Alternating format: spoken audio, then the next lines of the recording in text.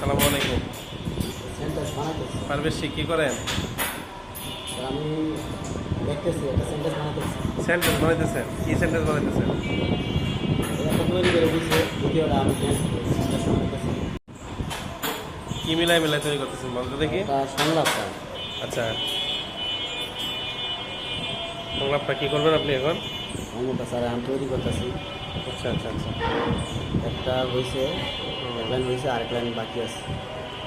এই আগের বইয়ের চেয়ে এখনের বইটা কি কেমন?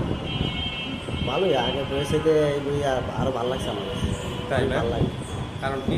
আমি 1.5 বছর পরে যা করছি, হ্যাঁ, আমি এটাতে মনে হয় যে আমি 1 মাসে পরে তার চেয়ে আমার বেশি উপকার হয়েছে।